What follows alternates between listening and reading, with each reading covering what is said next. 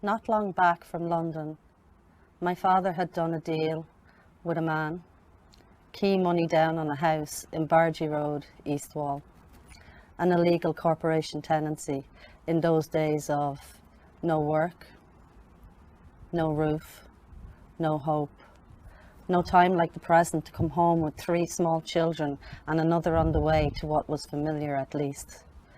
Dublin rain and Dublin roads and Dublin streets and Dublin pubs and Dublin pain. May blossom in the park and empty pockets.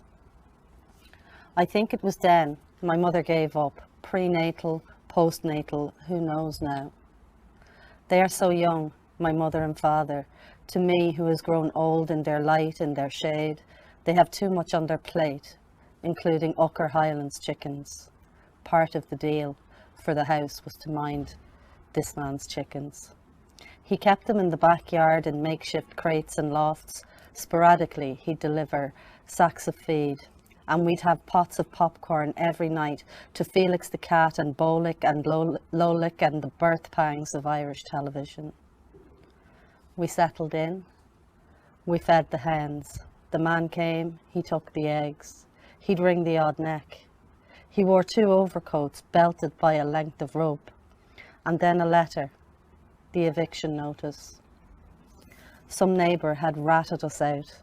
There were rows, recriminations, slammed doors. My father silent. The stay in Bargy Road ended on a bitter winter's day, the talca low and the tang of rot. We came home from school to bailiffs, boarding up the windows to all we had on show in the garden, paltry in the dying light, a few sticks of furniture. The mattress with its shaming stain, nearly the shape of Ireland, the slot TV, our clothes in pillowcases, and our Christmas dolls grubby and inadequate on the grass. My mother was frantically chasing the chickens. We put down our satchels and joined in. My father was gone for the lend of a van or a cart.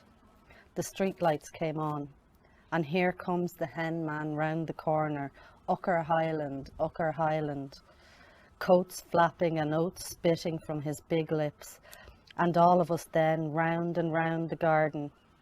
The winter stars come out, and feathers, like some angelic benison settling kindly on all that we owned.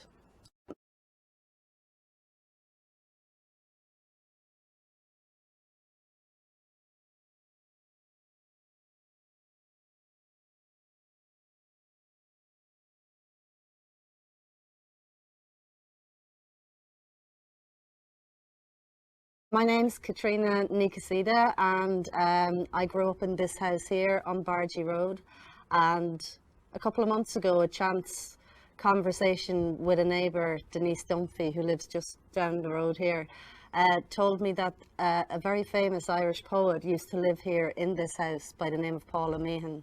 I never knew that because my grandmother moved here in the early 60s, and we knew that the family before them were the Highlands, but we'd never heard of the Meehans. So to hear that another family had moved in between us and them was quite a surprise. So I looked up the poem, and when I read it, it really kind of hit me with a kind of a sense of emotion. It was lovely, you know, and very sad at the same time.